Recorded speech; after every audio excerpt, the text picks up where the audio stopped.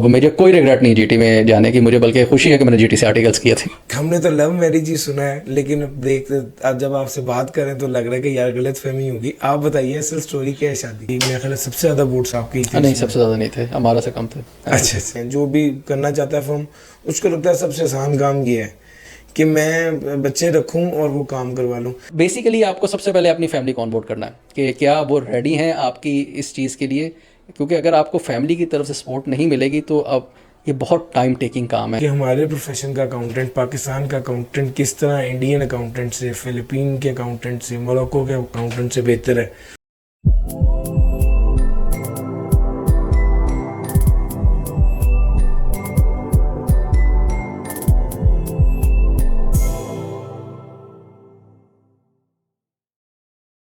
अस्सलाम वालेकुम। कुछ लोगों को मिलते ही आपको अंदाजा होता है कि इनकी लाइफ में एक टारगेट इनका बहुत क्लियर है और ये उसकी तरफ आगे बढ़ते जा रहे हैं। मैं भी एक ऐसी शख्सियत को आज अपनी पॉडकास्ट पे बुलाने का मौका मिला जो वेरी क्लियर है, जिनके पास बिल्कुल क्लैरिटी है कि उन्होंने ज़िंदगी में क्या अचीव करना है और वो उस धुन में लगे हुए हैं। Please welcome sir Ahmed Salman. अस्सलाम वालेकुम सर। वालेकुम अस्सलाम, thank you very much Imran for inviting me. Sir आपका बहुत शुक्रिया। मुझे अंदाज़ा है कि आप बहुत मसरूफ़ थे, उसके बाद आपने उसके बावजूद वक्त निकाला। So nice of you sir. बहुत शुक्रिया यार, आपने इनवाइट किया। जब भी आपने इनवाइट करें हम हमेशा हाजिर हैं। सर बात शुरू करते हैं आपकी बचपन से। कि जाहिर बात है जो टैलेंट आज माशाल्लाह है और जो एनर्जी आज है, यकीनन ये बचपन में तो बंदे की एनर्जी बहुत ज़्यादा होती है। तो बहुत लाइक, बहुत शरारती थे। क्या क्या बचपन के बारे में क्या यादें हैं? मैट्रिक एफएससी में कैसा परफॉर्म किया? यार मैं लाइक तो बहुत था, लेकिन हार्ड वर्किंग कम था और शरारती नहीं था, कभी भी ज़्यादा शरारती नहीं रहा। मतलब बड़े भाई ज़्यादा बड़े थे, मैं और सिस्टर का गैंग होता था तो हम दोनों ही गैंग अप करते थे, पढ़ते दोनों ही बहुत थे। हार्ड वर्किंग थोड़ा कम था लेकिन लाइक बहुत था। तो सर शुरू में फैमिली में कोई सीए है जिन्होंने गाइड किया कि किस तरह करना है, या इस तरह का कोई मामला नहीं? नहीं, फैमिली में कोई सीए नहीं है और किसी ने गाइड नहीं किया सीए के लिए, बल्कि जब मैंने ये फैसला किया सीए करने का तो मेरे अब्बू ने मुझे मना किया था इसके लिए कि सीए नहीं करो। अच्छा, तो सर मैट्रिक एफएससी में कैसा रहा और क्या एफएससी साइंसेज में गए और बाद में सीए की तरफ आए? थोड़ा जर्नी। मैट्रिक बहुत अच्छा रहा, एफएससी बहुत अच्छा रहा, साइंसेज में ही की, प्री इंजीनियरिंग में की। लाहौर यूईटी में दाखिला नहीं मिला, लाहौर से बाहर मिला दाखिला, मुल्तान में दाखिला मिला, एनएफसी थी शायद, फैसलाबाद में एक मदीना यूनिवर्सिटी थी उसमें दाखिला मिला, टेक्सला में मिला। तो एक ही डिसीजन था कि लाहौर से बाहर तो जाना नहीं है। तो फिर और ऑप्शंस की तरफ देखना शुरू किया। तो मेरा एक दोस्त था, उसने कहा यार सीए एक चीज़ होती है, उसमें मैंने अपना एडमिशन कराया, तुम भी करा दो। मैं क्या वो क्या होता है? उसने कहा बस होता है एक चीज़ ना, तुम्हें एंट्री टेस्ट नहीं देना पड़ेगा। मैं कहा अच्छा बस ठीक है चलो आओ। और फिर हम ठोकर आए और दाखिला करा दिया। अच्छा। ये टोटल वाक़या हुआ इस तरह ही। तो सर आप तो फैमिली भी लाहौर में रहती थी, तो आप लाहौर से मूव नहीं करना चाहते थे, तो आप घर में रहे। नॉर्मली जो लोग घर में होते हैं, बेटा हो तो उसके जिम्मे घर की बहुत सी रिस्पॉन्सिबिलिटीज आ जाती हैं। घर का सामान लाने की, अगर साथ सिस्टर हो तो उसको लेके जाने लेके आने की, उसके साथ अक्सर पढ़ाई भी सेक्रीफाई होती है। इस हवाले से आप क्या कहेंगे? सीए की पढ़ाई में मेहनत ज़्यादा दरकार थी, साथ रिस्पॉन्सिबिलिटीज भी थी, कैसा रहा? नहीं, मेरा नहीं ख्याल कि बहुत ज़्यादा पढ़ाई दरकार होती है सीए में। मैं एक चीज़ के ऊपर बड़ा क्लियर था, आप डेली का काम डेली कर लें तो आपको सीए में ज़्यादा एफर्ट करने की ज़रूरत नहीं है। मेरी आदत थी, मतलब 7 बजे से 11 बजे तक क्लास होती थी और उसके बाद आप आके वही काम शाम को बैठ के आपने कर लिया, 3-4 घंटे आप रोज़ का दे दें तो सारा काम हो जाता है। सिस्टर मेरे से बड़ी थी, एक भाई मेरे से हमारे यहाँ थे, बाकी तो सारे पाकिस्तान से बाहर थे। फादर भी बाहर थे, मदर भी बाहर थी। बस ये था कि शुरू में जिस वक्त मॉड्यूल 1 की क्लासेस ली तो शुरू में टीचर्स डराते थे थोड़ा सा। मैं भी थोड़ा सा डरा कि यार मैं शायद फेल ना हो जाऊँ। तो मैंने अपने भाई से कहा जो मेरे से बड़ा था, उससे मैंने कहा यार पैसे वापस ले लेते हैं, पैसे वापस मिल जाएंगे। उसने कहा नहीं कोई नहीं, तुम पेपर दो, फेल हो गया तो छोड़ देना। पेपर दिए, पास हो गए। तो फिर नहीं छोड़ा। सर आप कैफ जो है आजकल कैफ और सी इंटर, हाँ सी इंटर, तो उसमें आप ABCD मॉड्यूल होते थे वो क्या आप किसी में फेल हुए हैं, थ्रू आउट पास होते? नहीं थ्रू आउट बिल्कुल नहीं पास हुआ। मॉड्यूल ए में 2 पेपर पास किए और शायद इकनॉमिक्स था उसमें रेफर ली। मॉड्यूल बी में जब गए तो 2 पेपर पास किए, इकनॉमिक्स पास किया तो मर्केंटाइल लॉ रह गया। सी में गए तो BC भी रह गया और मर्केंटाइल लॉ फिर रह गया, तो एक अटैम्प्ट ज़ाया हुई और उसमें मर्केंटाइल लॉ पास हो गया, BC रह गया। डी में गए तो 5 पेपर पास हो गए। तो वो 5 अटैम्प्ट्स लगी, 4 लगती हैं नॉर्मली, मेरी 5 लगी थी। तो डी में मुझे खुद यकीन नहीं था कि मेरे 5 पास हो जाएंगे। मतलब मुझे याद है कॉस्ट ऑडिट का मेरा पेपर जो है उसमें मैं अपने पेपर में जिस सॉर्ट कर रहा होता था साथ साथ मैं अपने नंबर खुद मार्क करता था हर क्वेश्चन के कि इसमें कितने नंबर आएंगे मेरे, और 99% वो ठीक आते थे। तो कॉस्ट ऑडिट के पेपर के अंदर मैंने अपने नंबर लगाए थे 32 कि मेरे 32 आएंगे, और मैं लिटरली रोता हुआ मेरे पास हैबर होती थी उसमें वापस आया आई कैप से वापस वाटर रोड पे, रोता हुआ आया कि मैं फेल हो जाऊंगा, और इवेंचुअली रिजल्ट आया तो मैं पास हो गया। तो बड़ा इमोशनल था मेरे लिए। मैंने 2 दफ़ा रिजल्ट देखा, मैं मुल्क में नहीं था, मैं बाहर था, मैं 2 दफ़ा रिजल्ट निकाल के देखा कि वाकई में पास हो गया। तो इस तरह एक अटेम्प्ट एक्स्ट्रा लगी थी मेरी। अच्छा, जब आप कैफ पास करके तो अगला मरहला आता है आर्टिकल्स का। आर्टिकल्स को ढूंढना भी एक काम है, और जब आपकी एक अटेम्प्ट एक्स्ट्रा हो तो फिर आपको ये भी लग रहा होता है कि यार बहुत से लोग मुझसे बहुत बेहतर हैं। वो टाइम कैसा था, कैसे आर्टिकल सर्च किए? ये बहुत ही ज़बरदस्त एक्सपीरियंस है, और आज बैठ के जब मैं इसको पीछे देखता हूँ तो उसके रब के प्लान्स मुझे नज़र आते हैं इसके अंदर। मैंने 5 अटैम्प्ट्स में किया तो 5 अटैम्प्ट्स अच्छी गिनी जाती थी, 4 अटैम्प्ट्स और 5 अटैम्प्ट्स बहुत अच्छी थी। और जितने मैं क्योंकि पाकिस्तान से बाहर था, अम्मी अबू के पास चला गया था, तो मैं लेट आया। वहाँ से अबू ने अपने दोस्त को फ़ोन किया एक को, उन्होंने कहा आर्टिकल करा लेंगे। तो मैं वापस आया तो काफ़ी फॉर्म्स में रिक्रूटमेंट हो चुकी थी। मेरे जो कॉलीग्स थे उनमें से 95% PWC में थे फर्गसन में, और एक लड़का उनमें से 2 EY में थे। उनमें से भी एक बाद में PWC में चला गया किसी क्लाइंट के रेफरेंस से, और मुझे इन दोनों में नहीं मिली, और मुझे GT में आर्टिकल्स मिले, वो भी रेफरेंस से। मतलब ऐसे नहीं कि मैं वॉक इन किया और मिल गया, और रेफरेंस पे फ़ोन गया, उन्होंने मेरा टेस्ट लिया, टेस्ट में मैंने पास किया, फिर इंटरव्यू हुआ और उन्होंने मुझे रख लिया। और जिस वक्त ऐसा था तो शुरू का मैं बहुत डीमोटिवेटेड था कि यार मेरे सारे दोस्त वहाँ पर और मैं यहाँ पे क्या कर रहा हूँ। मतलब मैं पहले 6 महीने मैंने रजिस्ट्रेशन नहीं होने दी अपनी, कि मैंने यहाँ पे आर्टिकल्स नहीं करने। मैं अगली अटेम्प्ट में वेट किया, कोशिश की, मेरे फिर आर्टिकल्स नहीं हुए। तो अगली अटेम्प्ट में प्रॉपर अप्लाई किया था लेकिन फिर भी नहीं हुआ। मैंने अगली अटेम्प्ट पे अप्लाई किया, रेफरेंसेस यूज़ किए, लेकिन वो फर्स्ट प्रायोरिटी हमेशा उनको मिलती है जो नए पास होकर आ रहे होते हैं। और फर्स्ट मुझे नॉर्मली पिछली दफ़ा तो अगर मैंने कोई इंटरव्यू टेस्ट दिया था तो इस दफ़ा शायद वो भी ना दिया हो। तो मैं बड़ा डीमोटिवेटेड, और फिर मुझे कोई 7-8 महीने के बाद मैंने ये सोचा कि यार कुछ नहीं अब सोचना, अपनी कश्तियाँ जलाओ, और मैंने बहुत टाइम ज़ाया कर दिया। और देन मेरा हाल 11 महीने के बाद मेरी रजिस्ट्रेशन हुई थी उसमें। और उसको आज मैं बैठ के सोचता हूँ तो अगर मैं शायद GT में ना होता तो मैं शायद वो चीज़ें सीख ही ना पाता जो मैंने सीखी थी, शायद वो स्किल डेवलप ही ना हो सकते, शायद मैं इस फील्ड में आगे जा ना पाता। तो मतलब वो उस वक्त आपको बुरा लग रहा होता है, लेकिन रब के प्लान्स कुछ और होते हैं। वो बहुत डिफरेंट लर्निंग्स हमें वहाँ पे मिली, बहुत डिफरेंट एनवायरनमेंट हमने देखा, बहुत सी चीज़ें देखी, बड़ी अपॉर्चुनिटीज़ ग्रैब की। आपके साथ एक एक मिनट पे अपॉर्चुनिटी आ रही थी, वो ग्रैब की, और बड़ा अच्छा गुजर गया। मतलब मुझे कोई रिग्रेट नहीं GT में जाने की, मुझे बल्कि खुशी है कि मैंने GT से आर्टिकल्स किए थे। जबरदस्त।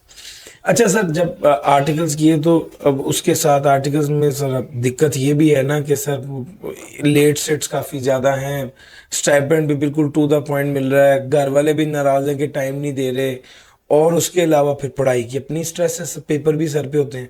ये सारा जो वक्त है और इसमें ये सारे प्रेशर्स को कैसे हैंडल किया? अच्छा, आज सुनने में ये प्रेशर्स लग रहे हैं, उस वक्त नहीं लगते थे। मतलब कभी ये नहीं सोचा कि लेट सेटिंग हो रही है क्लाइंट पे, बल्कि खुशी से करते थे। रात को खाना भी मिलता था वहाँ पे, एंजॉय भी करते थे, गप्पे भी लगाते थे, लेट सेटिंग भी करते थे। और ऑडिट्स में तो बहुत लेट सेटिंग होती है, और बहुत लेट सेटिंग की और बहुत पढ़ाई की। और मेरा मेरा एक अपना एक्सपीरियंस है, पता नहीं लोगों के साथ होता है कि नहीं, जिस दिन अगर मैं ऑफिस में फ्री वक्त गुजार के गया हूँ तो मेरे से घर जाके नहीं पढ़ा जाता था, और अगर मैंने ऑफिस में काम किया तो मैं घर जाके पढ़ता था और मेरे से पढ़ा जाता था। तो मेरी एक रूटीन थी कि मैं डेली पढ़ता था। मतलब आर्टिकल्स में अगर मैं रात को 11 बजे भी घर गया हूँ तो शायद आधा घंटा मैं बुक्स को देखूंगा, और अगर 9 बजे भी गया हूँ तो घंटा 2 घंटे बैठ के बुक्स को देखूंगा, ज़रूर पढ़ूंगा। मेरे लिए मुझे प्रैक्टिस करने का शौक़ था। मतलब मेरे से जितने आप प्रैक्टिकल क्वेश्चन है ना वो मुझे दे दें और मैं बैठ के ना लिखता रहूँगा, रजिस्टर काले करता रहूँगा, जितना मर्जी मुझसे करा लें। थ्योरी वाले ज़रा मेरे थोड़े से मुश्किल होते थे मेरे लिए, कि उसके ऊपर मेरा ज़्यादा फोकस कम होता था, मेरे से लिखे नहीं जाते थे। सो मेरी आदत थी कि मैं लेट भी जाऊँगा तो मैं जाके पढ़ता था, और मुझे आर्टिकल्स के दरमियान मुझे कभी फील नहीं हुआ कि मैं लेट सेटिंग्स कर रहा हूँ। मुझे घर से भी कभी इस तरह के प्रेशर्स नहीं आए कि जी आप लेट सेटिंग कर रहे हो, तुम लेट आ रहे हो, तुम क्या कर रहे हो, किस तरह कर रहे हो। मतलब आई एंजॉयड इट, थोड़ा एंजॉयड इट। वहाँ पे दोस्त थे, उनके साथ बातचीत होती थी, काम में मज़ा आता था कि यार ये नया सीख रहे हैं। मतलब हमारा GT में एक सॉफ्टवेयर था एक्सप्लोरर, मतलब साल 1.5 साल के अंदर I became an expert of that software, और मैं बड़ा बेहतरीन उसको यूज़ करता था, और उसकी बेस के ऊपर काफ़ी सिग्निफिकेंट ग्रोथ मिली मुझे फर्म के अंदर भी, कि इसका ये ग्रिप्स बहुत अच्छी हैं चीज़ों के ऊपर, और हर साइकिल को अंडरस्टैंड कर लेता, जल्दी कर लेता। तो उसका बड़ा फ़ायदा हुआ मुझे। मतलब मैंने अगर फर्म के अंदर फोकस करके मेहनत की है आर्टिकल्स में तो उसने ग्रो कराया मुझे बहुत।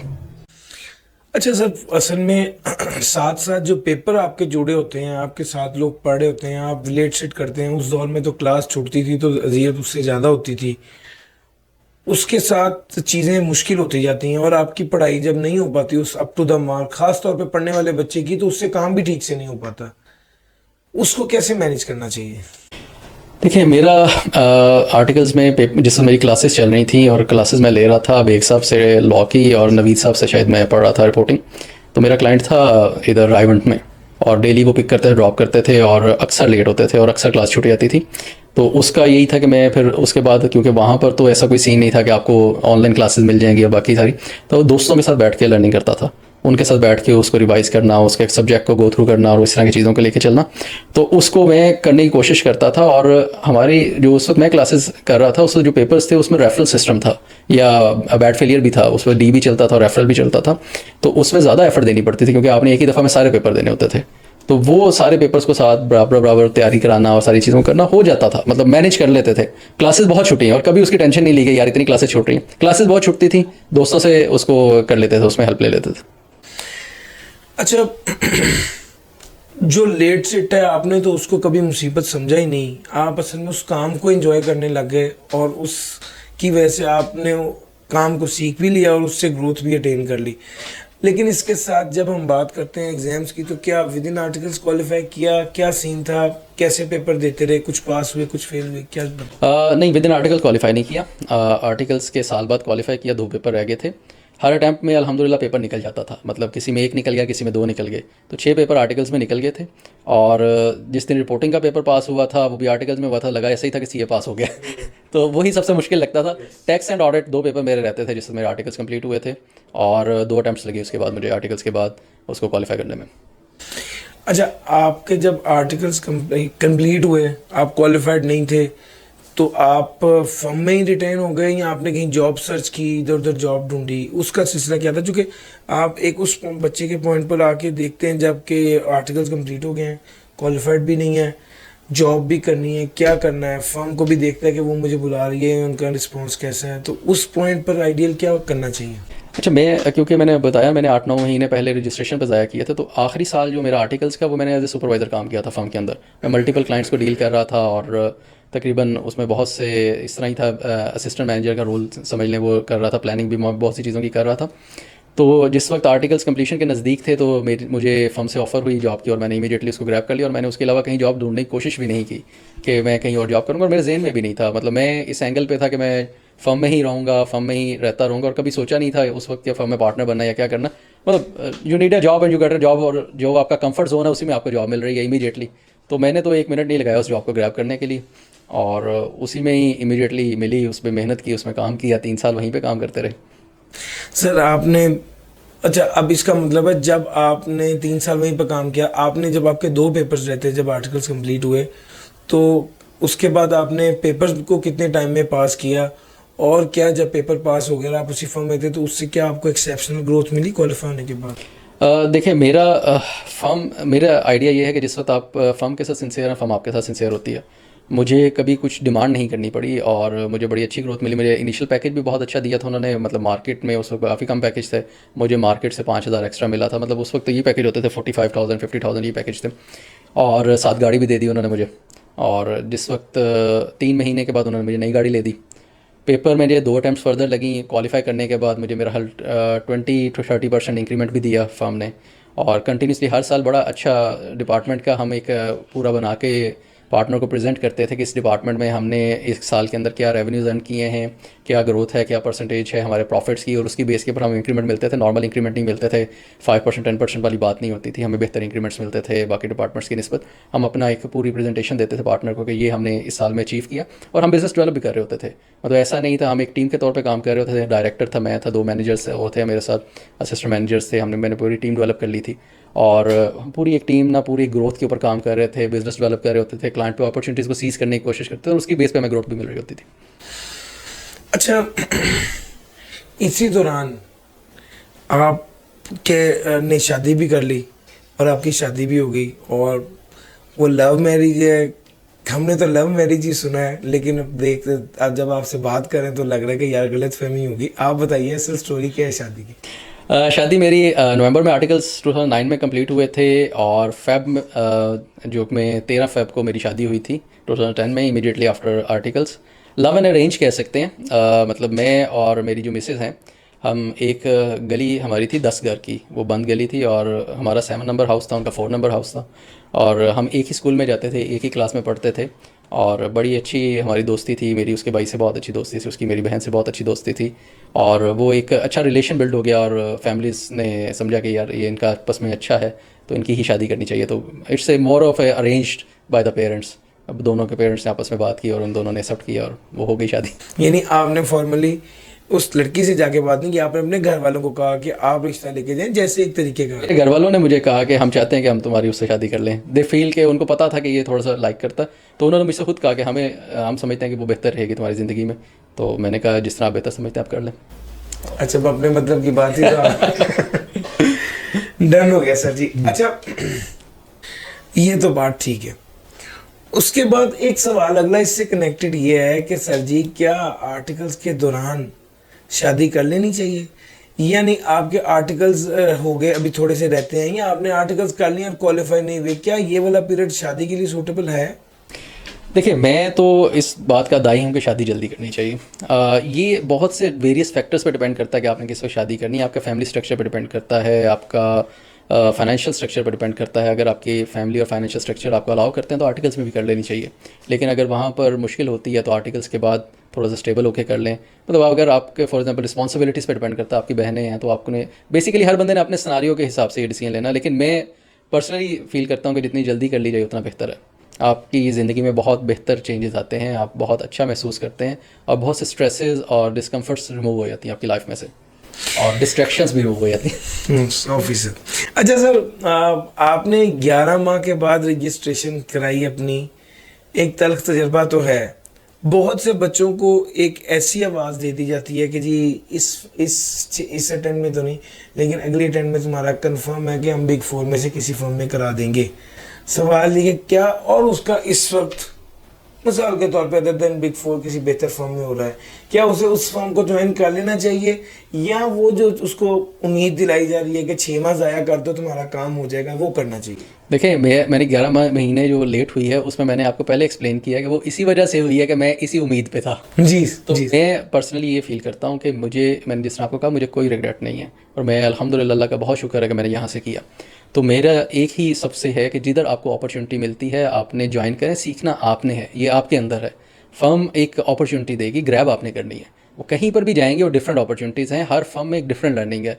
अगर आप बड़ी फर्म में काम कर रहे हैं तो बहुत सी चीज़ें आप वो नहीं सीख सकते जो एसएमपी में सीख सकते हैं, और एसएमपी में बहुत सी चीज़ें हैं जो बड़ी फर्म में नहीं है। लेकिन मार्केट बड़ी एसएमपी की है, ज़्यादा इंडस्ट्रीज़ भी स्मॉल एंड मीडियम है। जहाँ से अपॉर्चुनिटी मिलती है इमीडिएटली ग्रैब करें उसको और ज्वाइन करें, और इस चीज़ को छोड़ दें कि मैंने उस नाम में जाना है। फोकस करें कि आप जहाँ पे पहुँच गए वहाँ पे लर्न करें, सीखें और अपनी स्टडीज़ पे फोकस करें, पेपर पास करें और काम सीखने पे फोकस करें कि काम सीखें, और एक अच्छे एटीट्यूड और एप्टीट्यूड के साथ काम करें। बिल्कुल भी फोकस ना करें कि मैं बिग 4 में जाऊँगा, कोई ऐसा लारा ना लें। और अब तो जो हालात हैं कि वो तो लारे वाली बात ही नहीं है। अब तो बिल्कुल फोकस करके जहाँ अपॉर्चुनिटी मिले ग्रैब करें इमीडिएटली। अच्छा सर, आपने आर्टिकल्स किए, अब उसके बाद जॉब भी कर ली जीटी में जॉब से आप जब फ्री हुए उसके आपने 3 साल बाद अपनी फर्म शुरू कर दी। अच्छा, नॉर्मली लोग ज़्यादा स्टेबिलिटी प्रेफर करते हैं। अपनी फर्म का प्रॉब्लम ये है कि जी आज शुरू की है, अब आहिस्ता आहिस्ता आराम से बैठ जाओ और सोचो कि इंशाल्लाह एक दिन हमारी भी सुनी जाएगी। अच्छा, मैंने आपसे ऑफ कैमरा जो डिस्कशन की उससे भी मैं बहुत क्लियर हो गया कि आपको पता था कि भाई ये फर्म है और मैंने इसको उठा के किसी पॉइंट तक लेके जाना है, मैंने करना ही यही है, मैंने इसके अलावा और कुछ करना ही नहीं है। ये फोकस कहाँ से डेवलप किया, और फ्रॉम द डे वन आपको ये कैसे पता था कि मैंने यही करना है? अच्छा, ये बड़ा इंटरेस्टिंग है। मैं बेसिकली जीटी में जब था तो वहाँ पे आसिम इफ्तिखार साहब पार्टनर थे, और मैंने क्वालिफिकेशन के बाद उनसे बातचीत की। उन्होंने मुझे कहा कि यार देखें, हम 3 से 4 साल में आपको डायरेक्टर बना देंगे, पार्टनर बनने की जिम्मेदारी आपकी अपनी है, मतलब आप एफर्ट करेंगे आप बन जाएंगे, नहीं करेंगे नहीं करेंगे। तो देन सडनली कुछ हालात फर्म में चेंज हुए, आसिम साहब ने छोड़ दिया, और फिर मैंने भी सोचा कि यार मुझे थोड़ा सा अपना उस तरह का फ्यूचर नहीं नज़र आ रहा यहाँ पे। तो मैंने इमीडिएटली छोड़कर एक विंड एनर्जी का प्रोजेक्ट में as a GM finance join कर लिया। 5 दिन मैं वहाँ गया, और सैटरडे को जब मैं वहाँ पे गया तो मुझे ये लगा कि यार ये सैटरडेज़ को तो कभी काम किया ही नहीं था, जीटी में भी नहीं करते थे, तो यार ये मैं क्यों कर रहा हूँ, मतलब क्या ये मेरा एरिया है कि नहीं है। और मेरे फैमिली थी, उन्होंने मुझे कहा कि तुम ना छोड़ो इस काम को, तुम अपनी फर्म बनाओ। मैं कहा अपनी फर्म ऐसी बन जाती है, मतलब मजाक है, काम कहाँ से आएगा। उन्होंने कहा नहीं नहीं, तुमने अपनी काम करना है, हम तुम्हारे साथ खड़े हैं, हम तुम्हें सपोर्ट करेंगे, जो भी तुम्हें सपोर्ट चाहिए हम तुम्हारे साथ हैं। शादीशुदा आदमी है, एक बच्चा भी है, और वो सोच रहा है कि अच्छा मैंने अब क्या करना है। मैं मंडे को निकला, अपने दोस्तों से मिला, कुछ लोगों से, उन्होंने सबने मुझे कहा कि यार आइडिया अच्छा है, मेहनत करो, तुम्हारे अंदर है कैपेबिलिटी भी है काम ढूंढने की, कर लो। और लोगों से मिलना शुरू किया और मैं एक ही फोकस था कि ये फ़र्म करनी है। उसके बाद मैंने ये सोचा नहीं कि मैंने जॉब करनी है, मतलब मैं जिस वक्त फ़र्म का डिसीजन ले लिया, मैंने कभी ये नहीं सोचा कि जी अब मुझे कोई 5 लाख की जॉब मिलेगी तो मैंने जॉब की तरफ स्विच हो जाना है, मैं अच्छा कुछ और कर लूँगा। मुझे ऑडिट आता था, मैं ऑडिट में वक्त गुजारा था, आर्टिकल्स भी उसी में किए, 3 साल जॉब भी उसी में की, और इमीडिएटली मुझे ऑडिट के क्लाइंट्स भी मिलना शुरू हो गए। मतलब ऐसा नहीं था कि बहुत क्लाइंट आना शुरू हो गए, लेकिन शुरू में जिस वक्त आप काम कर रहे होते हैं तो आपका थोड़ा सा भी काम आपके लिए बहुत होता है। मतलब आपने तो किचन रन करना है। मैंने अपने घर की छत के ऊपर फर्स्ट फ्लोर हाली थी, फर्स्ट फ्लोर में एक कमरे के ऊपर एक टेबल लगाया, उधर बैठ गया, एक लड़का रख लिया साथ और डेट सेट, चल वो काम शुरू किया और अल्हम्दुलिल्लाह उसके बाद कभी एक दफ़ा भी ये नहीं सोचा कि यार ये छोड़ देना है। फोकस था कि यही चलाना है और चलेगा, और अल्हम्दुलिल्लाह चल गया। सर इस सफ़र में और इस फॉर्म को एक कामयाब फॉर्म बनाने में आपको 12 साल हो गए और अभी भी ये सफ़र चल रहा है। ये दरमियान में कितनी बार डिस्ट्रैक्शंस आई और कितनी बार आपने ये सोचा कि यार ये ऑफ़र अच्छी है, इसको कर लेना चाहिए, जज्बाती नहीं होना चाहिए?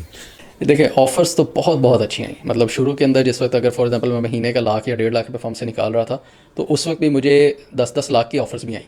मुझे क्लाइंट्स की तरफ से भी ऑफ़र आई कि उनके सीईओ ने मुझे फ़ोन करके कहा कि यार हमारे पास ये अपॉर्चुनिटी क्रिएट हुई है, मेरे आपको बहुत अच्छे लगते हैं, अलाइंस बहुत अच्छा है आपके साथ, आप हमें ज्वाइन कर लें।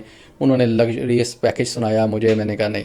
एक ऑफ़र ऐसी भी आई कि एक यूनिवर्सिटी थी इंटरनेशनल, उसकी तरफ से ऑफ़र आई, वो आए, उन्होंने कहा जी आपको भी जॉब देंगे, आपकी बीवी को भी जॉब देंगे, 2 गाड़ियाँ भी देंगे, बच्चों की एजुकेशन भी फ्री होगी, ये सारा कुछ होगा। ये बहुत कुछ है, लेकिन मैंने हमेशा इमीडिएटली उधर ही शट किया उसको। मैंने कभी आके वो ऑफ़र्स घर में बेगम को भी नहीं बताई, बाद में बताई होंगी जब शट करने के बाद। मैंने कभी ये नहीं सोचा, मेरा एक ही फोकस था डे 1 पे जब फर्म बनाई थी कि यार जीटी से आए हैं, जीटी जैसी फर्म बनानी है या जीटी से बेहतर नाम बनना है। तो एक ही सिंगल फोकस था और उसी फोकस पे आज भी काम कर रहे हैं कि यार अच्छी फर्म बनानी है, एक बड़ा नाम बनना है, एक पाकिस्तान का बड़ी ऑर्गेनाइजेशन बनानी है। सेम फोकस था, उसके अंदर जितनी डिस्ट्रैक्शंस आई हैं हमेशा साइड पे की हैं। कभी अपने आप को बिल्कुल एक दफ़ा भी आइडिया चेंज करने की कोशिश नहीं की, यार ये बहुत अच्छे पैसे हैं, ये ले लें, चिल करके 9 to 5 जॉब करेंगे, ये नहीं सोचा कभी। सर एक बच्चा है जिसने 2022 में क्वालिफाई किया है, साल 2 हो गए उसको फॉर्म में जॉब करते हुए, आज वो बच्चा अपने आप को अहमद सलमान समझता है। आपने जो सफ़र 12 साल में तय किया है उसको कोई शॉर्टकट बताएं कि वो कैसे जल्दी इसको तय कर सकता है? अच्छा, ये तो बड़ा अहम और पर्टिनेंट क्वेश्चन है। मेरे साथ ये काफ़ी दफ़ा हो चुका है। बहुत से चार्टर्ड अकाउंटेंट्स हैं जो हमारे पास होते हैं, जिसको हम ऑफ़र भी करते हैं कि यार आप लंबा रुकें फर्म के अंदर, आपके लिए ये opportunity. Sir there is no shortcut for the success, there is no shortcut, only one thing, आपने बहुत हार्ड वर्क करना है, डेडिकेटेड करना है, और इस चीज़ को अपने जहन से निकाल देना पैसों को। हम बेसिकली पैसे कमाने को सोचते हैं कामयाबी, असल में पैसा कमाना कामयाबी नहीं होता। फर्म को ग्रो कराना कामयाबी है, पैसे साथ खुद ही आ जाते हैं।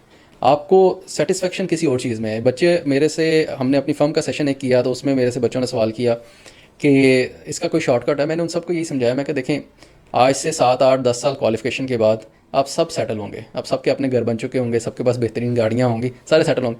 सर कोई काम हो सकता है कि हम ये 5 साल में कर लें? मैं कहा नहीं हो सकता। आपके कोई बहुत एक्स्ट्राऑर्डिनरी लक हो जाए, कुछ एक्स्ट्रा हो जाए, नॉर्मल एक वे है, उसके ऊपर आप एफर्ट करेंगे, हार्डवर्क करेंगे, अचीव करेंगे। ओवर एफर्ट करेंगे तो नहीं अचीव करेंगे, आप स्ट्रेस लेंगे और स्ट्रेस आपको बीमार करेगी और कुछ नहीं करेगी और डीमोटिवेट कर देगी। कोई शॉर्टकट नहीं है सर, मेहनत करनी पड़ेगी, लंबा टाइम। नहीं सर, ठीक है, हम मैं शॉर्टकट नहीं पूछता, मैं रास्ता पूछ लेता हूँ। सर रास्ता क्या है? आपने ये बताया कि आप एट एनी गिवन टाइम आपने ये नहीं सोचा कि मैंने इसके अलावा कुछ और करना है। आपके पास जो अपॉर्चुनिटी है, जो डिस्ट्रैक्शन है, आपने उससे साइड पर किया और फोकस रह के मैंने फॉर्म ही करनी है। मैं खुद एक ऐसे साहब को जानता हूँ जिन्होंने बाकायदा जॉब छोड़ के फॉर्म करने की कोशिश की, 2-3 साल उन्होंने फॉर्म चलाई। उन्होंने, इसको ऐसे कह लीजिए कि जो सैलरी थी उसका 50% वो उस फॉर्म से ड्रॉ भी करने लग गए थे। मैंने उन्हें कहा कि यार ये बहुत अच्छा कर रहे हो, आप आगे करो। उसने मुझे कहा कि अली मुझे ये नहीं पता ये कब तक करना पड़ेगा, ये पता है कि एक काम अच्छा मिल गया तो मैं सेटल हो जाऊंगा, लेकिन वो काम मैंने कब तक ढूंढना है मुझे ये नहीं पता चल रहा। 6 माह उन्होंने किया और बिला आखिर तंग आके दोबारा जॉब कर ली। आपसे सवाल ये कि ये कब तक करना था? सर बहुत ही अच्छा सवाल है। देखिए मैंने इसके ऊपर ना एक ब्लॉग भी लिखा था, आईकैप में छपा भी था एक, कि फर्म्स फेल क्यों हो जाती हैं। देखिए आपका ये वन ऑफ दोज थिंग है कि जब आपके पास दूसरा रास्ता होता है ना जॉब का, जब आपके जहन में एक चीज़ चल रही है जॉब, तो फिर आप जॉब करेंगे। आपकी फर्म नहीं, आप 2 कश्तियों के सवार हैं, आपकी फर्म नहीं चल रही है। कश्तियां दिला के ही करनी है। ये सर ये वन फोकस्ड है, आप फर्म मजाक नहीं है सर, इसमें मेहनत करनी पड़ती है, इसको चलाना पड़ता है और ये चलती है।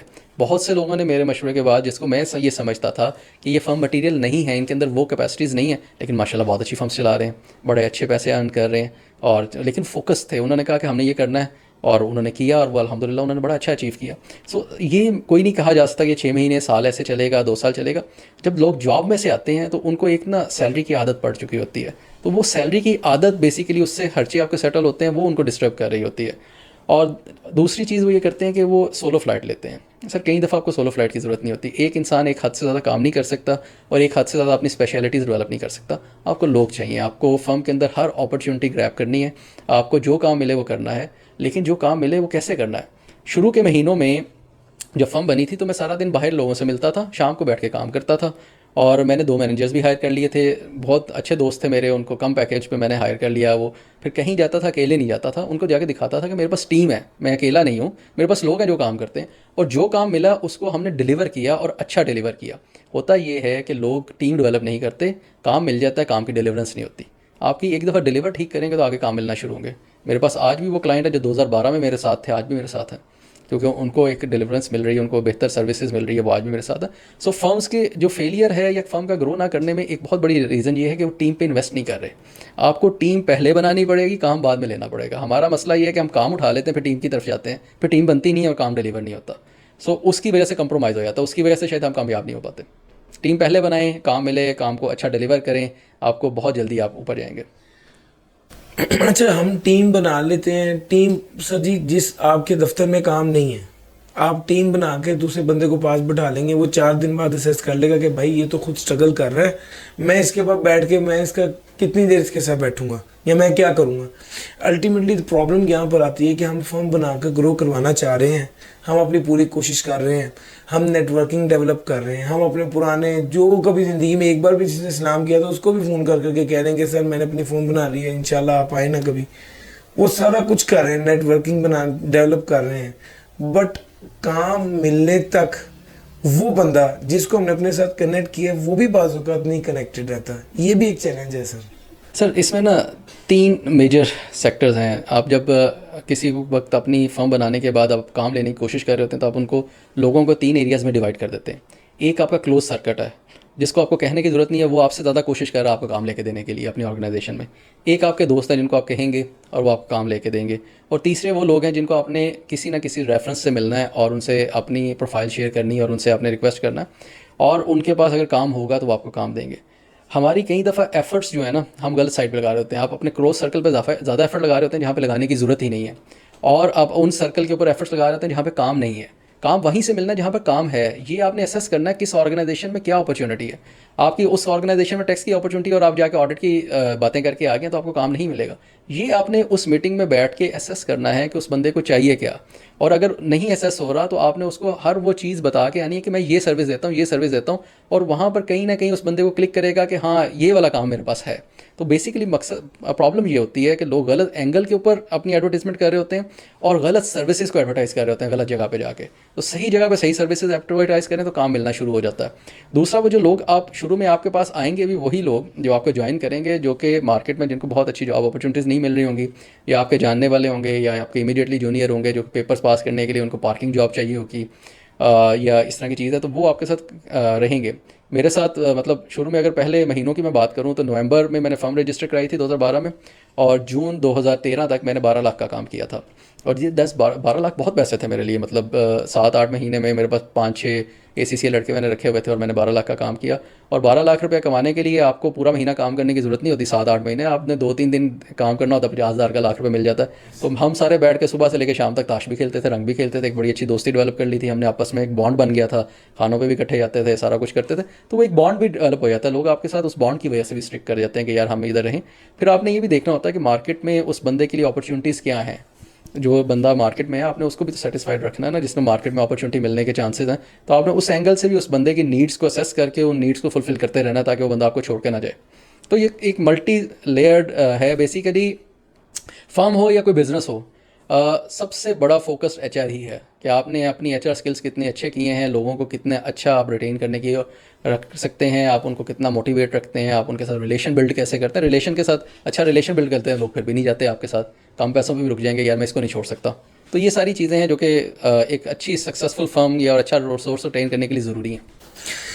सर जी, नेटवर्किंग एक बड़ा की फीचर है फर्म अच्छी रन करने के लिए। आपको कोई काम है या कोई काम नहीं है, पर अपने जो प्रोस्पेक्टिव क्लाइंट है उससे मिलते रहना है, ताकि उसके जहन में आपसे रिलेटेड काम आए तो साथ आप भी हैं।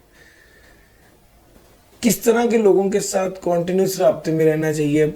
मैंने जो आपकी जो सबसे ज़बरदस्त स्किल देखी, जो अब तक नहीं देखी बहुत ज़्यादा लोगों में ऑब्जर्व की, या तो वो एस्टेब्लिश्ड ब्रांड्स में काम कर रहे हैं। अब जो बंदा एक बहुत बड़े नाम के साथ जुड़ा हुआ है वो काम आ रहा है और कर रहा है। आपने तो वो जिसको कहते हैं ना, बेसिस खुद खोद ही नहीं है, आपने डिफरेंट तरीके से डेवलप हुए हैं आप। इसलिए फिर मैं आपसे ये बड़े सारे क्वेश्चंस कर रहा हूँ कि सर नेटवर्किंग का क्या करना है, किस लेवल पर नेटवर्किंग करनी है। अपने जो लोग हैं, कुछ लोग कहते हैं कि यार ये तो खुद सही है, इससे नेटवर्किंग करने का फायदा नहीं है, इसने तो नहीं काम देना है, काम मिलेगा ये खुद करेगा। किस तरह के बंदे से नेटवर्किंग करनी है, कितनी नेटवर्किंग करनी है? सर एक बहुत बड़ा फैक्टर है नेटवर्किंग में, किसी बंदे को तंग नहीं करना। आपने उसको इतने फ़ोन नहीं करने, इतनी कॉल्स नहीं करनी, इतनी दफ़ा मिलने नहीं जाना कि वो भी तंग आ जाए कि यार इससे तो जान छुड़ाओ, ये काम मांगने के लिए फ़ोन कर रहा है। एक बैलेंस्ड अप्रोच लेनी है और डिवीजन्स वही बनानी है जो मैंने कहा था। जहाँ पर काम है वहाँ पे हिट करें, जहाँ पर आपको नज़र आ रहा है यहाँ पे काम है वहाँ पे हिट करें। और जो फर्स्ट लेयर है, जो क्लोज़ फ्रेंड्स हैं, उनको कहने की ज़रूरत नहीं है, वो उनसे आपको अपॉर्चुनिटीज़ निकाल के देंगे। दूसरी जो लेयर्स है, जो आपके फ्रेंड्स हैं, वो आपको ऐसी अपॉर्चुनिटीज़ बताएंगे कि यहाँ यहाँ अपॉर्चुनिटीज़ हैं, वो खुद बताएंगे आपको। आप महीने में एक दफ़ा उनको टच कर लें, 15 दिन में कोई एक डिनर वगैरह पे मिल लें। बहुत ज़्यादा कॉल्स करने से, बहुत ज़्यादा ईमेल्स करने से कुछ नहीं होगा। और एक एक काम करें कि आप लोगों से ना मिलने के लिए निकला करें, बाहर निकलें, मीटिंग्स के लिए जाएँ, लोगों के पास जाएँ, खाना खाएँ, उनके साथ बैठें, बातचीत करें और काम ना मांगें। मतलब आप जाएँ, सारी बातचीत करें अपने दोस्तों के साथ, उनके साथ अच्छे रिलेशन बिल्ड करें, लेकिन वहाँ पर काम की बात ना करके और काम मांग कर ना आए। तो उससे वो दोस्त आपका और पक्का हो जाएगा और वो खुद से कोशिश करेगा कि मैंने इसको काम के यहीं से निकाल कर देना है। वो आपको वहाँ पर लेकर जाएगा कि यहाँ पर इसको जो है ना अपॉर्चुनिटी चाहिए और मैं इसको निकाल के दूँ। तो ये जब आपने दूसरा, आपकी पर्सनैलिटी बहुत मैटर करती है सर। आपकी पर्सनैलिटी क्या है? आप लोगों से जब मिलते हैं तब हंस के मिल रहे हैं कि आप बड़ा सैड मिल रहे हैं, आप मिल रहे हैं कि नहीं मिल रहे, मतलब आप जानते हैं नहीं जानते, आप जाएँ, आप अस्सलाम करें और उसको बस लोग पूछ लेते हैं कई दफ़ा कि आप क्या करते हैं, उनको बात बता दें। बहुत ज़्यादा जाके बगैर वजह के ओवर सेल करने की ज़रूरत नहीं है। आपके दोस्त आपको मीट करा दें, उनसे मिल लें और ज़्यादा ओवर सेल ना करें। बस बताएं कि मैं चार्टर्ड अकाउंटेंट एक फर्म रन करता हूँ। जिसको काम होगा वो खुद बताएगा कि ये हाँ यार मुझे तो बंदा चाहिए था, ये टैक्स की एक चीज़ है, मैं फंसी हुई है, ओपिनियन दे दो। लोगों को अपने थोड़ा सा जिस वक्त आपसे ना क्वेश्चनिंग पूछना शुरू कर देंगे, लोग जिस फील्ड का आपको एक्सपर्ट समझते हैं, जिस तरह मैं ऑडिट में था, तो लोग आपको सवाल करना शुरू कर देंगे ऑडिट में, अच्छा ये किस तरह करूँ, वो किस तरह करूँ। जब आपसे क्वेश्चनिंग करना शुरू कर देंगे, आपसे हेल्प लेना शुरू कर देंगे, आपको काम भी देना शुरू कर देंगे। ओवर सेल नहीं करना, अच्छे स्माइल रख के लोगों से मिलें, फंक्शंस को अटेंड करें, शाय अवे ना हो। आई कैप के फंक्शन को ज़रूर अटेंड करें, बहुत अच्छी नेटवर्किंग होती है, लोगों से मुलाकात होती है, आपको बैठना उठना आता है, लोगों की फील समझ आती है, लोगों को आपका चेहरा नज़र आना शुरू होता है, उससे फ़ायदा होता है। लोग आपको जानना शुरू करते हैं, आप लोगों को जानना शुरू करते हैं, आप ग्रूम करते हैं, एज ए पर्सनैलिटी ग्रूम करते हैं। आपको फील होता है अच्छा लोग इस तरह हैं, अच्छा ये काम कर रहे हैं, अच्छा इस ऑर्गेनाइजेशन में ये बंदा ये काम कर रहा है, अच्छा। तो आप ग्रूम कर रहे होते हैं खुद से। तो आपके लिए आई कैप एक बहुत बड़ी अपॉर्चुनिटी है, जहाँ पर आप लोगों के उनके CPD अटेंड करें, आप लोगों से मिल सकते हैं, उसमें ग्रूमिंग कर सकते हैं। हम तो बहुत सी opportunities already I cap provide करता है। उसके अलावा आप अपने सर्कल्स में अपने दोस्तों के साथ रेगुलर मीटअप करें और काम नहीं मांगना आपने। काम मांगेंगे वो तंग होगा, आपसे मिलेगा नहीं फिर। डर है सर, असल में जब काम नहीं होता तो फिर काम ही होता है कि बंदा काम की बात करे, लेकिन वो काम मांगने से अच्छा सर, शुरू में जो काम मिल भी रहा होता है ना, वो भी कॉम्प्रोमाइज ही होता है। यानी मिसाल के तौर पे आपको एक ऐसा काम मिल रहा है कि आपको पता है ये रिपोर्ट ही साइन करनी है, जो किसी तौर पे भी ठीक नहीं है, या इसमें पहली तो बात है कि एथिकल नहीं है। चलो जी, अगर एथिक्स को हम कॉम्प्रोमाइज़ कर भी लें तो उसमें वैसे रिस्क होता है कि वो कहें जी कि ये किस तरह से रिपोर्ट साइन किया, और वो जब उसको चेक किया जाए, अब तो उससे ज़्यादा ऑडिट ओवरसाइट कमेटी भी और उसके इश्यूज़ भी हैं, तो वहाँ पर जाकर भी ये प्रॉब्लम फेस करने पड़ते हैं। तो वो जो काम आपको शुरू में अगर मिल भी रहा है किसी से, तो ये वो वाला काम होता है जो कोई भी नहीं करना चाह रहा होता है, जो कि सब बंदों को लगता है कि इसमें रिस्क है, ये हम नहीं करना चाह रहे। उस स्टेज पर क्या वो वाला काम एक्सेप्ट कर लें? अच्छा, दो चीज़ें हैं। एक तो चीज़ ये है कि आपने शुरू के महीनों में देखना है कि आपको रेवेन्यू चाहिए कितना। आपको रेवेन्यू चाहिए होता है 4 लाख 5 लाख पहले महीने में, दूसरे महीने में आप कोशिश कर रहे होते हैं 15 लाख की, जिसकी वजह से आप एक टेंशन फील करते हैं और ओवर सेल कर जाते हैं। ये आइडेंटिफाई कर लें कि यार मैंने शुरू के महीने में मुझे इतना रेवेन्यू चाहिए, मुझे ओवर सेल करने की ज़रूरत नहीं है, और उस पर कंफर्ट जोन में रहेंगे आप। जब आप कंफर्ट जोन में रहेंगे तो आप इजीली सेल करके अपॉर्चुनिटीज़ को ग्रैब कर सकते हैं। अपॉर्चुनिटी आएगी, आप ग्रैब कर लेंगे। 4-5 लाख के लिए आपको एक ही असाइनमेंट चाहिए होती है, और आराम से वो सारे पैसे दे देती है। अगर टैक्स के भी काम मिलने हैं तो थोड़ी थोड़ी सी रिटर्न फाइल करनी है तो इतने पैसे इकट्ठे हो जाते हैं। दूसरी चीज़ ये है कि शुरू में जब मैंने फर्म बनाई तो उस वक्त फिर उसके बाद मैंने लोगों को बताना शुरू किया कि अब पता चला कि हलाल हराम क्या होता है। आप फर्म बनाते हैं तो आपके पास बहुत से लोग आते हैं, जॉब में क्या पता चलता है यार, पैसे आ रहे हैं, आप काम कर रहे हैं, पैसे आ रहे हैं। फर्म बनाते हैं, आपके टेबल के ऊपर आपको पैसे चाहिए भी होते हैं और टेबल पे 50,000 पड़ा होता है कि यार रिपोर्ट साइन कर दो। उस वक्त आपको समझ आता है कि इसको अब इनकार करना है मैंने। लेकिन अगर आपने उसको इनकार नहीं किया, एक दफ़ा भी आपने कहा कि यार इस वक्त मुझे ज़रूरत है, मैं रख लेता हूँ, आइंदा नहीं करूँगा, फिर आप आइंदा हमेशा करेंगे। आपकी फ़र्म की रिप्यूट तो आप बड़ी फ़र्म कभी नहीं बन सकते, आपका नाम कभी बड़ा नहीं हो सकेगा। आपने अपने आप को फोकस्ड करना है, आपने इंश्योर करना है कि आप लॉन्ग रन में एक बड़ी फ़र्म, अच्छी फ़र्म बनना चाह रहे हैं, तो आज ये डिसीजन नहीं लेना, आज कंप्रोमाइज़ नहीं करना। ये पैसे आ जाएंगे, अल्लाह ताला किसी और हिसाब से दे देगा, लेकिन ये जो इजी मनी सामने पड़ी है ना, ये नहीं एक्सेप्ट करनी। इससे आपकी फ़र्म लॉन्ग रन में भी फारग हो जाएगी, आप कभी बड़ी फ़र्म नहीं बन सकेंगे। और ये हलाल हराम वाला कॉन्सेप्ट तो समझ ही उसी दिन आया था मेरे, जिस दिन ये पैसे आगे पड़े हुए थे सामने। अच्छा सर, आउटसोर्सिंग इस वक्त जो सबसे मेजर चीज़ है जो ग्रो कर रही है और ट्रेंड में भी है, सब लोगों का एक ही दिल चाहता है कि कोई कनाडा का हमारे पास कोई कनाडा का कोई क्लाइंट हो, वो एक क्लाइंट हो, उसके कहने पर हम नीचे 25-30 लोग रख लें, यहाँ पर स्टाइपेंड देना पड़े, वहाँ से $100 पर बच्चा मिल रहा हो, तो वो जो है ना वो एक सिस्टम चल जाए। अब सब लोग उस चक्कर में हैं, जो भी करना चाहता है फर्म, उसको लगता है सबसे आसान काम ये है कि मैं बच्चे रखूं और वो काम करवा लूं। ये कहाँ से शुरू करना है और इसको कैसे बेहतर किया जा सकता है जो कर रहे हैं? देखें, जो बीपीओ है, आउटसोर्सिंग है, वो दो एंगल्स पे है। हम पाकिस्तान में नॉर्मली फ़र्म्स को एक ही एंगल पता है। वो एक एंगल ये पता है कि फ़र्म्स वो दूसरी फ़र्म्स का बैक ऑफिस करें, वो वहाँ से काम उठाए, आपका आउटसोर्स करे और वो आप काम करें। बड़ा अच्छा काम है, बहुत से लोग करें। सीसीए की फ़र्म्स हैं, उन्होंने 50-50 लोग रखे हुए हैं, कनाडा अमेरिका का काम कर रहे हैं। सीए की फ़र्म्स हैं, उन्होंने बहुत अच्छा काम कर रहे हैं, बहुत से लोग रखे हुए हैं। लेकिन मेरा ख्याल है कि हमें इससे थोड़ा सा आगे भी सोचना चाहिए। ये क्लाइंट्स नॉर्मली आपको बाय लक भी मिल जाते हैं और बाय रेफरेंस मिलते हैं। नॉर्मली इन लोगों का कोई ना कोई रेफरेंस वहाँ पे होता है उन फर्म्स में, वो फिर अपना बैक ऑफिस यहाँ पे देते हैं और उसको चलाने की कोशिश करते हैं। या तो वो नॉर्मली ऐसा भी हुआ होता है, उनका एक्सपीरियंस इंडिया से बुरा हुआ होता है या फिलीपीन से बुरा एक्सपीरियंस हुआ होता है, उसके बाद वो नई मार्केट ढूंढ रहे होते हैं और पाकिस्तानी कहीं पर वो अपॉर्चुनिटी को ग्रैब कर लेते हैं और उसको ले आते हैं यहाँ पे।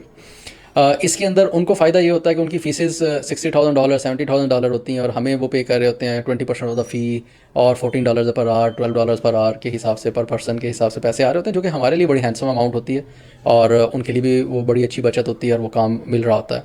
तो ये बहुत अच्छी अपॉर्चुनिटी है, जिसके पास अपॉर्चुनिटी हो उसको ज़रूर ग्रैब करना चाहिए। मेरे लिए, मैंने शुरू में यूएसए का काम किया था, जिसमें $200 पर रिटर्न होती थी उनकी, पर्सनल रिटर्न थी, 13-14 की बात है। लेकिन मैंने जल्दी छोड़ दिया था इस काम से। मुझे ये लगता था कि ये मेरे बाकी काम को हिंड्रेंस कर रही है, मैं इसकी तरफ शायद फंस जाऊंगा और मैं अपनी मेन एक्टिविटीज़ के ऊपर फोकस नहीं कर सकूंगा। और ये शाम का वक्त लेती थी, आपका रात बहुत ख़राब करती थी, जो कि दिन में आपका फोकस ख़राब कर रही होती थी चीज़ों के ऊपर। बाकी जो अब मेन जो आपका, मेरा एक ही मोटिव था बड़ी फर्म बनना, उस मोटिव को ख़राब कर रही होती थी। तो मैंने कुछ अर्सा ये काम करके अमेरिका का छोड़ दिया था बीपीओ में। दूसरी साइड जो बीपीओ की है, जो कि अभी तक इग्नोरेंट है पाकिस्तान में, जो लोग पाकिस्तान में नहीं कर पा रहे, वो है इंडस्ट्री का बीपीओ। आप इंडस्ट्रीज़ का, कंपनीज़ का बैक ऑफिस लें, आप फर्म का बैक ऑफिस ना लें, कंपनी का बैक ऑफिस लें। जब आप कंपनी का बैक ऑफिस लेंगे तो वो फिर आप आर्टिकल स्टूडेंट पे नहीं चला सकेंगे, उसके लिए आपको एम्प्लॉयज़ चाहिए। आप एम्प्लॉयज़ को हायर करें क्योंकि रिस्पॉन्सिबिलिटी का काम है और उसमें फिर आपको अच्छे पैसे भी मिलेंगे, आप अच्छी डिलीवरेंस भी दे सकते हैं एम्प्लॉयज़ के साथ और आगे लेके भी चल सकते हैं। सो अभी जो हम कर रहे हैं, हम ज़्यादातर कंपनीज़ के साथ काम कर रहे हैं। हम फर्म्स के साथ भी कर रहे हैं लेकिन बहुत कम कंपनीज़ के साथ ज़्यादा काम कर रहे हैं। अच्छा, इसको एक्सप्लोर कैसे करना है? ये तो समझ आ रही है कि बहुत अच्छी अपॉर्चुनिटी है और ये भी समझ आ रही है कि पैसे भी अच्छे मिल जाएंगे। अगला सवाल ये पैदा होता है कि सर, एक बंदा जो इसको जो शुरू कर रहा है, जिसने अभी तक एक भी आउटसोर्सिंग का काम नहीं किया, उसने पहला कदम कैसे उठाना है इसकी तरफ? अच्छा, पहला कदम तो काम तो मिलेगा रेफरेंस से ही पहले भी, लेकिन फोकस करके जब आपको पता हो कि मैं बेचने क्या लगाऊँ, ये बहुत ज़रूरी है। इसके अंदर भी सर्विसेज का पता होना चाहिए कि मैं सर्विस देने क्या लगाऊँ। एक सर्विस होती है एंड टू एंड अकाउंटिंग, जिसमें आप कहते हैं कि सीएफओ से लेकर नीचे अकाउंटेंट तक सारे बंदे मेरे होंगे।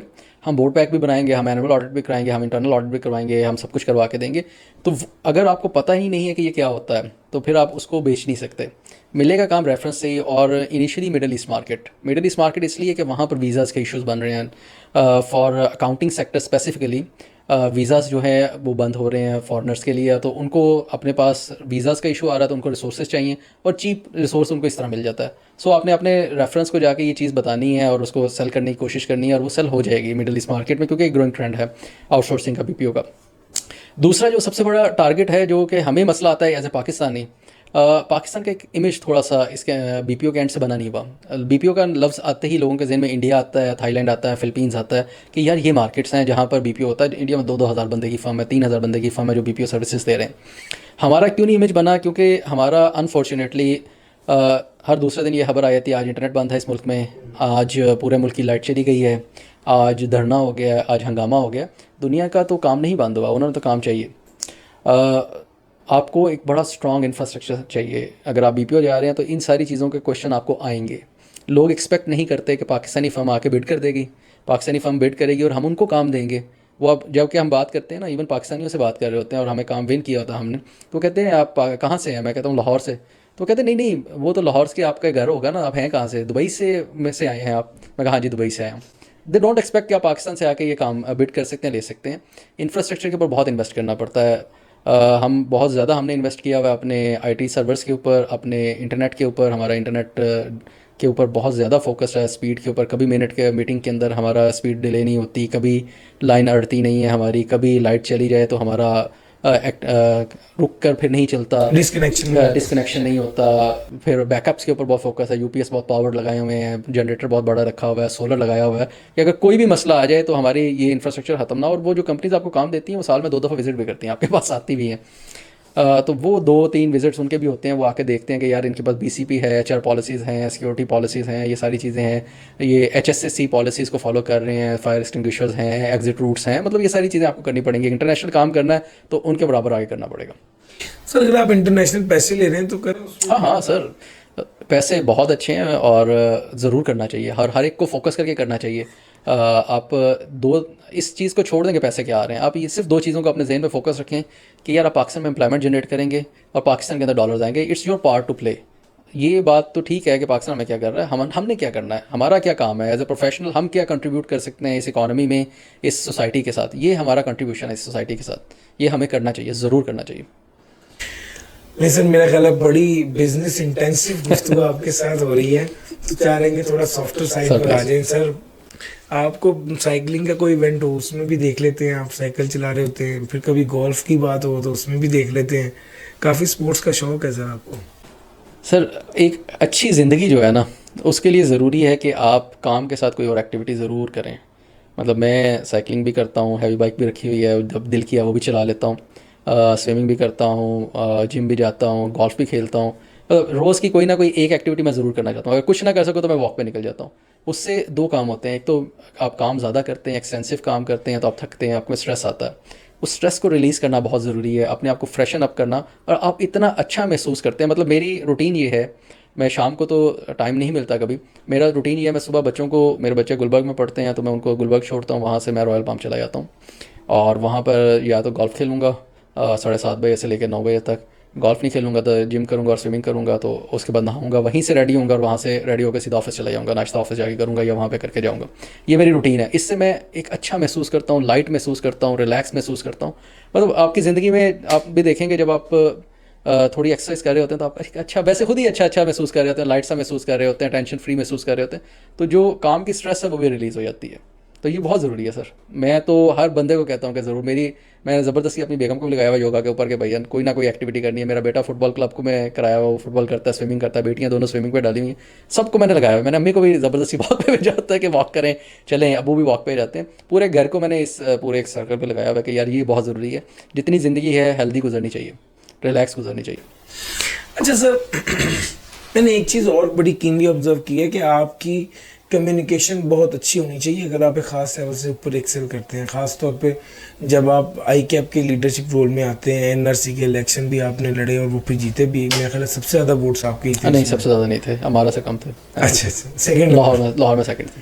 अच्छा, तो वो उसमें क्या कहते हैं आपने परफॉर्म किया। फिर उसके बाद आपने जहाँ पर भी कहीं मैंने देखा है कोई ऐसी एक्टिविटी हो जिसमें किसी सोसाइटी को कुछ पे बैक करने वाला मामला हो, तो मैं वहाँ पर आपको काफ़ी आगे देखता हूँ।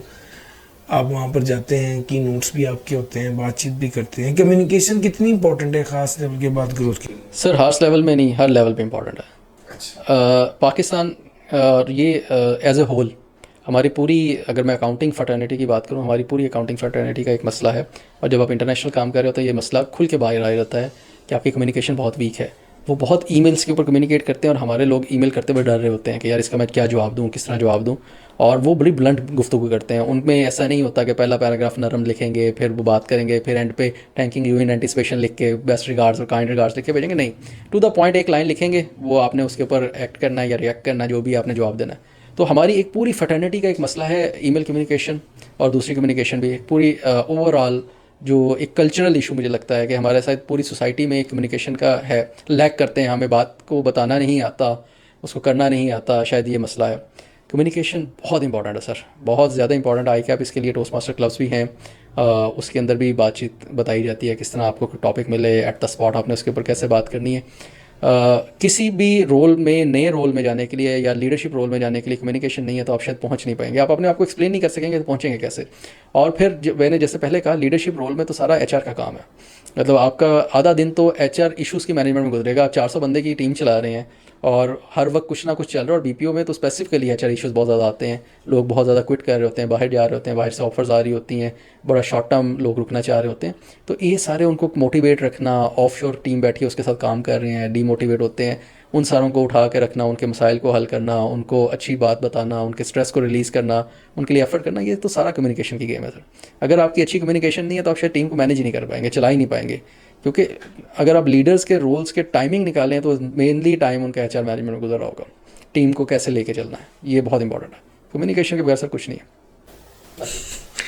अच्छा सर, जब हम बात करते हैं कि आप एनआरसी में इलेक्ट हुए और आप एनआरसी में आप क्या मेजर रिस्पॉन्सिबिलिटीज़ होती हैं, या आप किस किस कमेटी में हैं और आपके क्या मेजर रोल्स हैं? मैं इससे थोड़ा सा पीछे से चलूँगा। जी सर। एनआरसी का जब मैंने इलेक्शन लड़ने का सोचा था, कॉन्टेस्ट करने का सोचा था, तो मुझे मार्केट में कोई नहीं जानता था। तो 1.5 साल पहले जब मैंने ये फ़ैसला किया कि मैंने इस दफ़ा एनआरसी कॉन्टेस्ट करना है, तो देन मैंने काफ़ी हेल्प ली अपने सीनियर से, आमिर से बहुत हेल्प ली, मैंने यासिर यासब से बहुत हेल्प ली। उनको मैंने कहा जी मैंने कॉन्टेस्ट करना है, मुझे आपने लोगों से मिलाएं। उन्होंने मुझे बहुत से लोगों से मिलाया, मेरे लेकर के मैंने पूरी लिस्ट बनाई, उनके हिसाब से वर्किंग शुरू की, और मैंने 1.5 साल बहुत मेहनत की उसके ऊपर, और अल्लाह ताला ने करम किया और मैं इलेक्शन जीत गया। लाहौर यहाँ पे रुक के सर एक बात पूछनी है, आपने जिस तरह आपने फॉर्म बनाई और पहले दिन सोचा भाईजान मैंने फॉर्म बनाई है, मैंने ये फॉर्म को तगड़ा बनाना है, बिग 10 में लेके आना है, जब एनआरसी के इलेक्शन का सोचा तो उसके पीछे आइडिया क्या था, मकसद क्या था? अच्छा, वैसे बस था कि यार लड़ना, मुझे पता नहीं क्यों मैंने उससे पिछले इलेक्शन में भी मैंने सोचा यार मुझे एनआरसी कॉन्टेस्ट करनी चाहिए, और उस वक्त फॉर्म बड़ी इमेच्योर थी तो शायद मैंने नहीं किया। और अगली दफ़ा मतलब एक वैसे जुनून नहीं होता, आपको शौक होता है कि यार अच्छा एनआरसी भी होती है तो मैं कॉन्टेस्ट कर लेता हूँ। आर्टिकल से मैं तो पता ही नहीं था कि एनआरसी कोई चीज़ होती है, ये तो क्वालिफाई करने के बाद पता चला अच्छा ये भी कोई चीज़ होती है। तो बस ऐसे ही जहन में आया कि यार ये कॉन्टेस्ट करना है, जाना है मैंने इसके अंदर ना। टारगेट नहीं सोचा कि नए लोगों से मिलूंगा, नए लोगों से जान पहचान होगी, बस यही टारगेट था और कुछ नहीं था। और बस, और दूसरा ये था कि चलो यार कुछ अगर अच्छा सीखा है तो आगे डिलीवर करेंगे, लेकिन अंदाज़ा नहीं था कि एनआरसी में काम कैसे होता है और क्या करना है आगे जाके। वो तो इसमें कूदने के बाद समझ आई कि अच्छा ये काम करने होते हैं। सर जब कूद गए तो क्या समझ आई? यार बहुत अच्छा फॉर्म है। बेसिकली आपने डिस्ट्रैक्शंस को नहीं देखना, आपने ये देखना आप क्या डिलीवर कर सकते हैं, आपने वो डिलीवर करना। मैंने पहला साल जो एनआरसी का था मैं सीपीडी का चेयर रहा, और हमने बहुत कोर्सेज़ करवाए जिसमें एंटरप्राइज रिसोर्स का कोर्स करवाया जो कि कोई 56 आवर्स का था। सारे बड़े बड़े स्पीकर्स हमने उसमें अरेंज किया, आमिर राना साहब थे, उस्मान साहब थे, जाफ़र साहब ने उसकी ओपनिंग दी, अली कमर थे, बहुत अच्छे स्पीकर्स जो हैं हमने अरेंज किए, शाहजेब सावल ने काम किया उसके अंदर, और बहुत सी हमने एक्टिविटीज़ कराई, हमने एक्सेल के कोर्सेज़ करवाए, स्टूडेंट्स के लिए काम किया। बहुत उस साल में मैंने उसमें सीपीडी में बहुत काम किया, जो मैं कर सकता था मैंने अपनी तरफ से मैक्सिमम एफर्ट दी। जो दूसरा साल था उसके अंदर हर साल एनआरसी में रोल्स को चेंज किया जाता है। आपकी कमेटीज़ हैं 6, उनमें हर साल रोल चेंज हो जाता है। अगले साल मेरे पास कासा आ गई, स्टूडेंट अफेयर्स आ गई, तो हमने कासा का एक कोर्ट केस चल रहा था वो रिजॉल्व किया और इलेक्शंस करवाए कासा के जो कि रुके हुए थे, और एक इंटरनेशनल स्टूडेंट कॉन्फ्रेंस कराई जिसमें हमने नेपाल से लोग आए, बांग्लादेश से लोग आए, श्रीलंका से लोग आए। तो वो हमने एक इंटरनेशनल स्टूडेंट्स की कॉन्फ्रेंस कराई with the topic of embracing artificial intelligence. तो बड़ा अच्छा फीडबैक था उस कॉन्फ्रेंस का, बच्चों ने बहुत इन्जॉय किया। जो तीसरा साल चल रहा है इसमें मैं सेक्रेटरी एनआरसी हूँ। तो सेक्रेटरी के पास कमेटी तो नहीं होती, लेकिन सेक्रेटरी के पास काम बहुत होता है। मेरे बाद में समझ आया कि सेक्रेटरी बहुत काम कर रहा होता है, क्योंकि सेक्रेटरी के पास पीछे वो सारी कम्युनिकेशन की चीज़ें आ रही होती हैं, चेयरमैन के साथ मिलकर हर चीज़ को फाइनलाइज करना, ऑडिट्स करवाना, जिस तरह अभी हमने अपने एनआरसी का ऑडिट कंप्लीट करवाया, फिर कमेटीज़ के साथ कोऑर्डिनेट करना, काम करना, ऊपर काउंसिल के साथ कोऑर्डिनेट कर रहे होते हैं, आप वाइस प्रेसिडेंट के साथ कोऑर्डिनेट कर रहे होते हैं, जिस तरह जीशान है अभी वाइस प्रेसिडेंट, तो बहुत सी चीज़ों में उनके साथ कोऑर्डिनेट कर रहे होते हैं, उसमें काम कर रहे होते हैं। लाइब्रेरी हमने लाहौर के अंदर ICAP के साथ मिलके एक लाहौर में नई लाइब्रेरी शुरू की थी पिछले साल जब कासा में था मैं। तो इस तरह करके काम होते रहे सारे। ये है कि अभी 1 साल है, नेक्स्ट उसके बाद री इलेक्शन होगा। डन। तो आपने ये सारे काम करते हुए यानी इस सारे काम जो आपने बताया, ज़ाहिर बात है इसमें आपकी कंट्रीब्यूशन है, आपकी एफर्ट है। आगे क्या फोर्सी करते हैं इंशाल्लाह, आगे ICAP में क्या इम्प्रूवमेंट आने वाली है, ये चीज़ें तो आपने देख ली। देखिए, ICAP के अंदर रूम फॉर इम्प्रूवमेंट तो हमेशा होता है। ICAP की अगर आप स्टडी के एंड से देखें, एग्जामिनेशन के एंड से देखें तो मैं एडकॉम का भी मेंबर हूँ, जो कि नया कोर्स वगैरह डिज़ाइन हो रहा है और सारा कुछ हो रहा है। तो बहुत सी वहाँ पे इंप्रूवमेंट की जा रही है। सर्टनली रूम फॉर इम्प्रूवमेंट तो रहेगा हमेशा, लेकिन नई जो स्टडी की स्कीम है उसके अंदर काफ़ी काम हो रहा है और वो बेहतर स्कीम के तौर पे सामने आएगी। बाकी ICAP के जो बहुत सी इंप्रूवमेंट्स हैं जो कि काउंसिल जिस पे काम कर रही है, काउंसिल के एम्बिट में आती है। NRC का और काउंसिल के एम्बिट में फ़र्क है।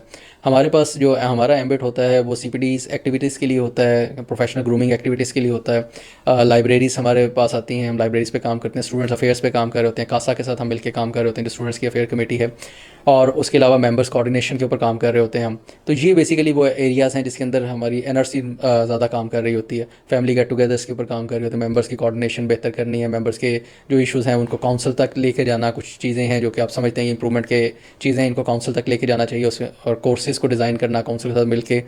जिस तरह कॉन्वोकेशन की सेरेमनी है, ये भी ICAP की काउंसिल और NRC मिलकर काम कर रही है बहुत सी चीज़ों पे।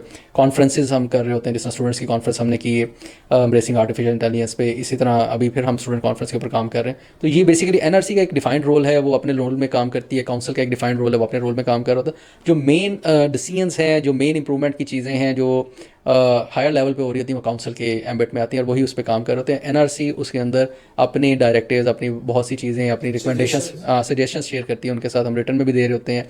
वैसे भी बहुत क्लोज कोऑर्डिनेशन होता है, वाइस प्रेसिडेंट के साथ बहुत क्लोज कोऑर्डिनेशन होता है NRC का। जिस तरह अभी ज़ीशान है, बहुत क्लोज कोऑर्डिनेशन होता है। पिछले प्रेसिडेंट अली थे, अली के साथ बहुत क्लोज कोऑर्डिनेशन था। एक एक चीज़ डिस्कस हो रही होती है, उनके साथ इंप्रूवमेंट पे बातें हो रही होती हैं, सेशंस पे बात हो रही होती है। वो भी गाइड कर रहे होते हैं कि यार इस चीज़ पे सेशन करते हैं, हम भी कह रहे होते हैं कि इसकी ज़रूरत है, इस पे काम करते हैं। तो काफ़ी काम हो रहा होता है उसके अंदर। जो नज़र आ रहा होता है उससे 3 गुना ज़्यादा काम पीछे हो रहा होता है। बहुत कुछ हो रहा होता है, लगता है कि कुछ नहीं हो रहा, लेकिन बहुत कुछ हो रहा होता है। तो सर जी, NRC के बाद काउंसिल में आता है बंदा, या NRC पे ना आए डायरेक्ट ही काउंसिल में चला जाए, ये क्या? ये हर एक का अपना है कि वो क्या करना चाहता है। NRC कॉन्टेस्ट करके भी 2 दफ़ा लोग नॉर्मली, जिस असद ने 2 दफ़ा कॉन्टेस्ट किए फिर काउंसिल में गए। मैं भी रीकॉन्टेस्ट NRC कर रहा हूँ, मैं काउंसिल के लिए नहीं अभी सोच रहा। मैं समझता हूँ कि मैं रेडी नहीं हूँ काउंसिल के लिए अभी, उस रोल का लेने के लिए या उतना टाइम कमिट करने के लिए मैं शायद अभी रेडी नहीं हूँ।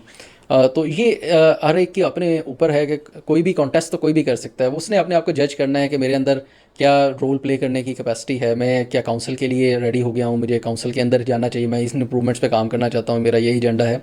तो ये अपनी पर्सनल है कि आप क्या करना चाहते हैं। नॉर्मली कुछ लोग 2 टर्म्स NRC में लगाते हैं और उसके बाद काउंसिल में कॉन्टेस्ट करते हैं।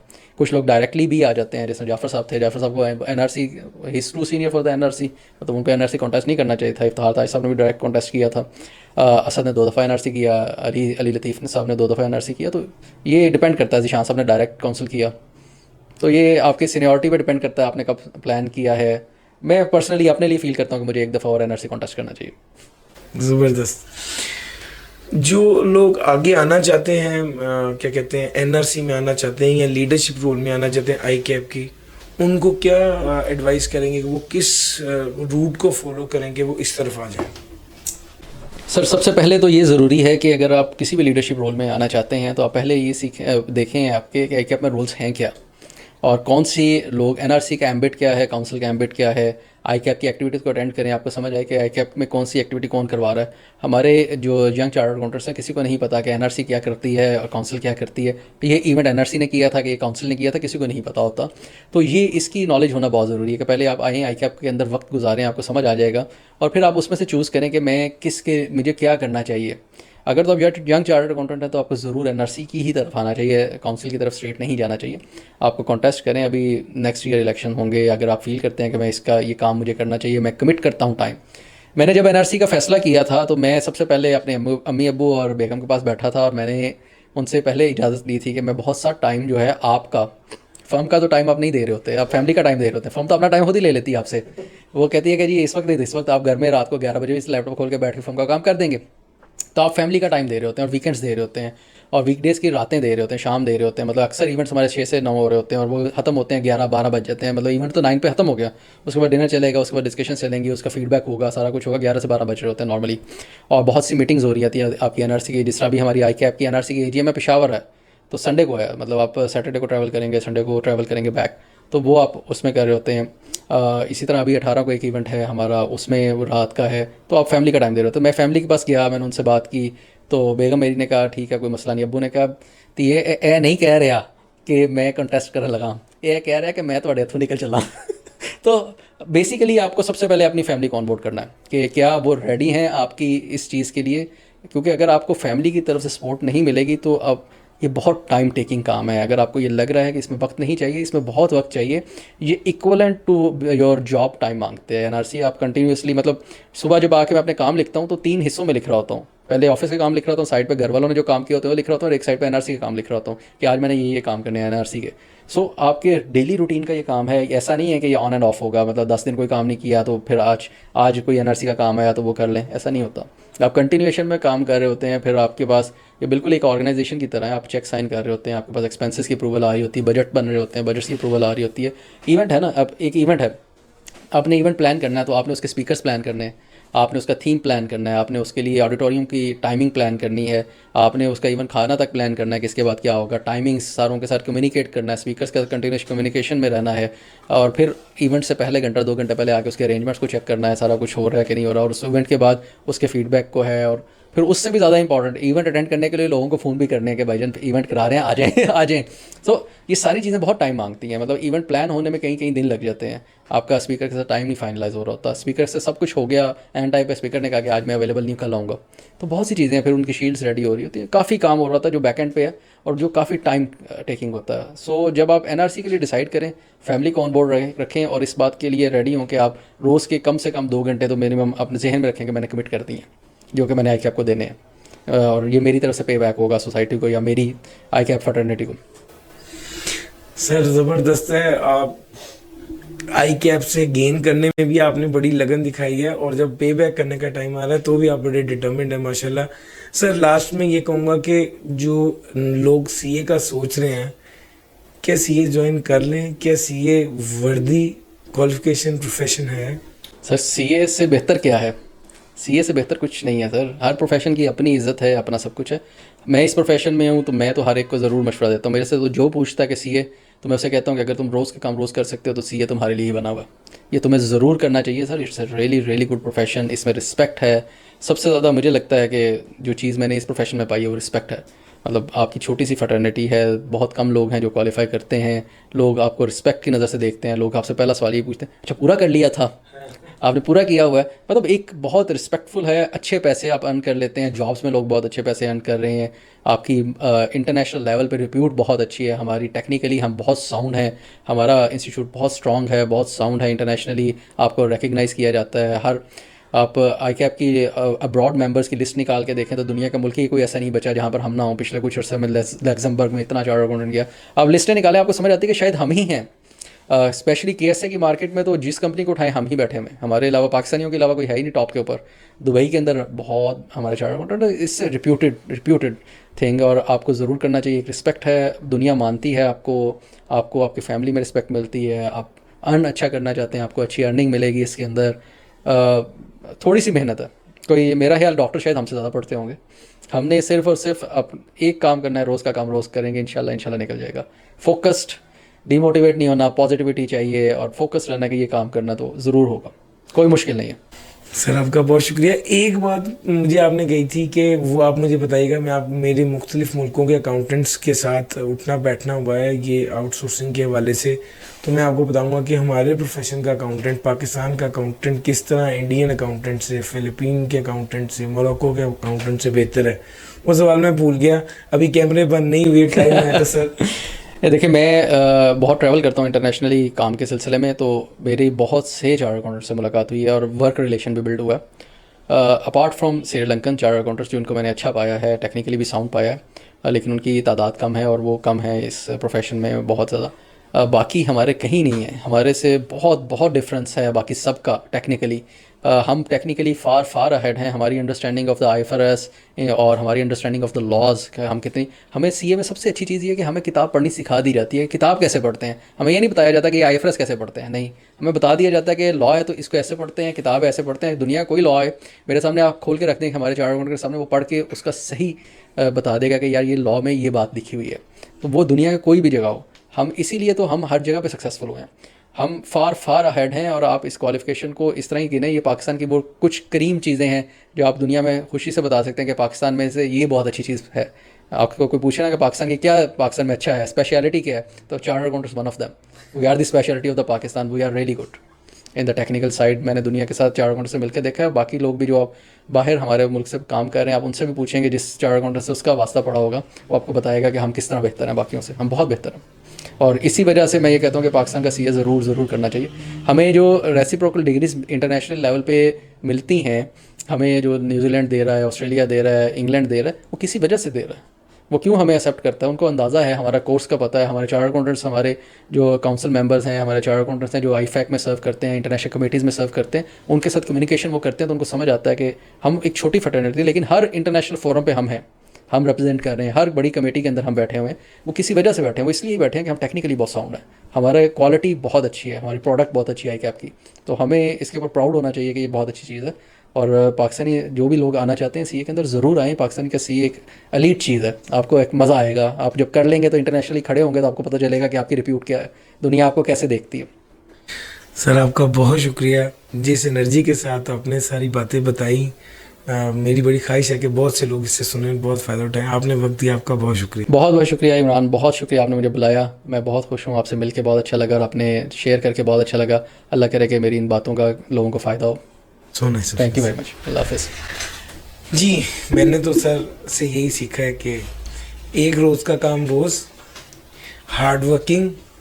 आपने अपने ज़हन में एक टारगेट बनाना है, फिर उस धुन में लगे रहना है जब तक वो अचीव ना हो जाए। कॉन्टिन्यूस एफर्ट करते रहें और ज़िंदगी में कामयाबी इंशाल्लाह आपके कदम ज़रूर चूमेगी। आपका बहुत शुक्रिया। अल्लाह हाफ़िज़।